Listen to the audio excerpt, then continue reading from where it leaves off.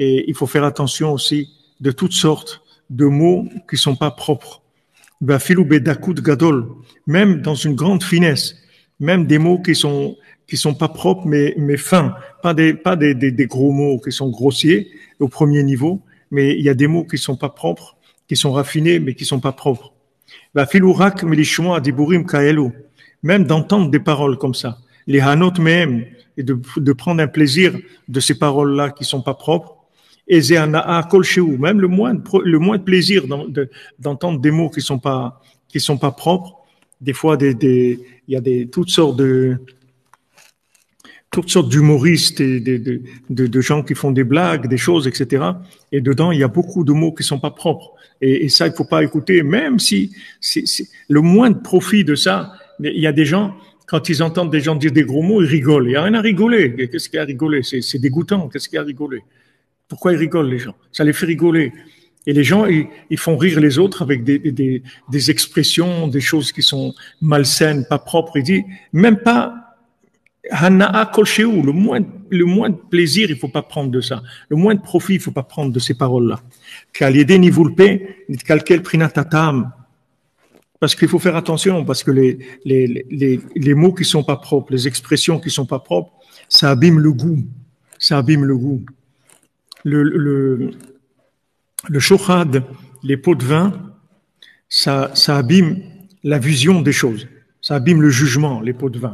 C'est-à-dire que comme maintenant, on a envie de plaire à l'autre ou on a envie d'être béchalom avec l'autre et c'est mieux d'avoir une vie agréable, etc. Donc on accepte de faire comment on appelle ça, des concessions, etc. qu'on ne devrait pas faire. Et ça nous fausse la vue. C'est-à-dire, on voit plus de la même manière, on peut pas juger de la même manière. Et ça, c'est le jugement qui s'abîme. La deuxième chose qu'il nous dit, c'est que le goût, on perd le goût des choses avec les éléments qui sont pas propres, des paroles qui sont pas propres. Et Bémet, des fois, je suis étonné, je vous l'ai dit, des fois, je suis étonné, je vois des gens, des amis, des gens qui sont dans la tchouva depuis des dizaines d'années, et je vois qu'ils disent des mots, je sais même pas comment leur bouche, elle peut sortir des mots comme ça. C'est choquant. C'est-à-dire qu'on entend ces mots, ça donne c'est choquant d'entendre des mots comme ça. Ça choque. Alors, des fois, vous y attendez pas du tout. Vous parlez avec la personne et d'un coup, elle sort un mot, mais c'est choquant, c'est dégoûtant. C'est-à-dire, comment quelqu'un, il peut dire un mot comme ça, alors qu'il fait Shabbat, il mange kasher, il vit en Eretz Israël, comment il peut dire comme ça, des mots comme ça dans sa bouche? Ça veut dire que la personne, elle est très, très sale à l'intérieur pour dire des mots comme ça. Parce qu'ici, il sort des choses comme ça. C'est comme si vous avez une mauvaise odeur quelque part. Ça veut dire quelque chose qui sent mauvais quelque part. C'est de là vient la mauvaise odeur. Quand il sort de la bouche des mots comme ça veut dire qu'à l'intérieur, il y a des choses qui sont pas propres. Ouais, quand vous dites, mes pauvres oreilles, oh là là.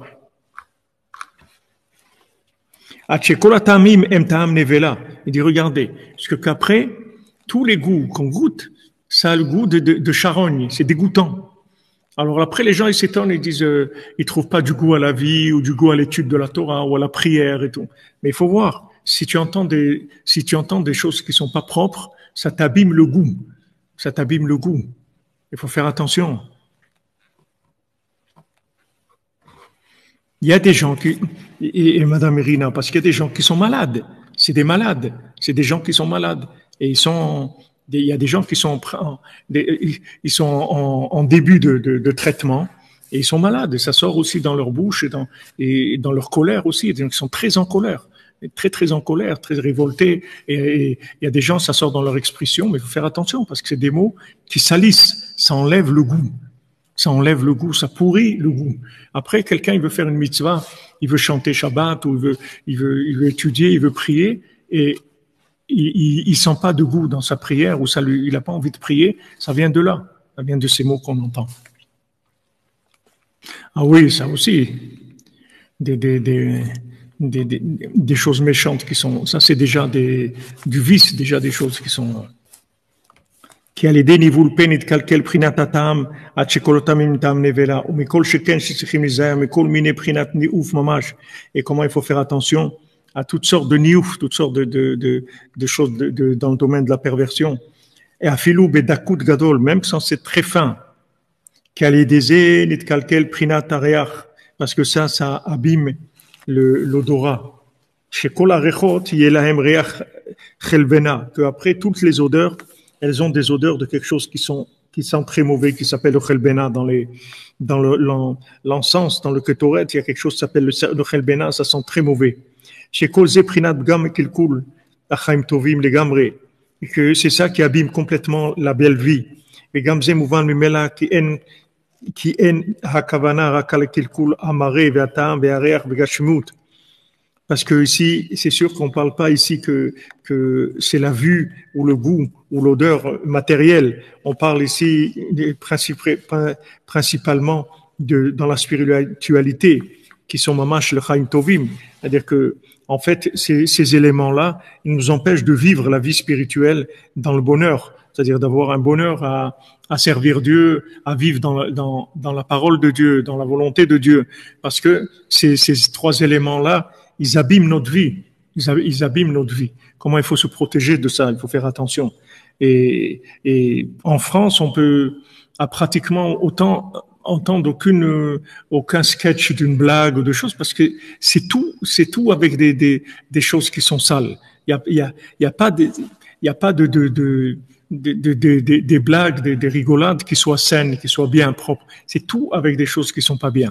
Donc c'est un domaine qu'on est obligé d'éviter, parce que ça, c'est très grave. Ça abîme l'odorat. L'odorat, c'est ce qui est de plus élevé chez nous. Ça vient de l'âme. Et le Mashiach, il va juger les gens avec l'odorat. C'est-à-dire, on voit Moshe Rabbeinu,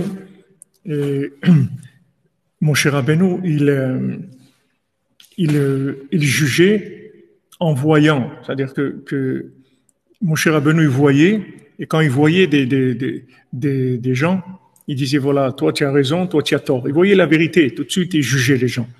Et Shlomo Ameler, il jugeait avec de la bina. C'est-à-dire il était capable de déduire. Quand il voyait, il déduisait là où il y avait la vérité.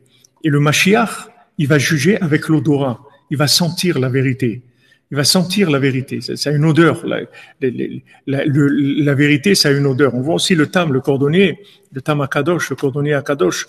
On voit que quand il dirigeait le pays, il était tellement simple et tellement intègre que quand deux personnes, elles venaient devant lui pour un jugement, elles disaient, voilà, il m'a pris ça, il m'a fait ça, etc. Il disait, toi, tu as tort, toi, tu as raison, c'est tout. Directement. Il n'avait pas besoin de réfléchir, il voyait directement la vérité. Mashiach, il va juger les gens avec l'odorat. Comme c'est écrit, Re'er Vedayen. Il va sentir, il va juger. Donc, l'odorat, c'est quelque chose de très élevé.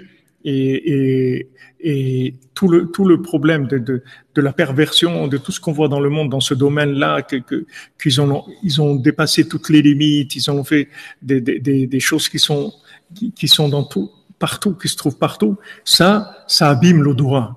C'est-à-dire qu'après, on sent plus les choses spirituellement, on sent pas où se trouve la vérité. Ça nous abîme, ça nous abîme notre recherche. Voilà, on ressent exactement.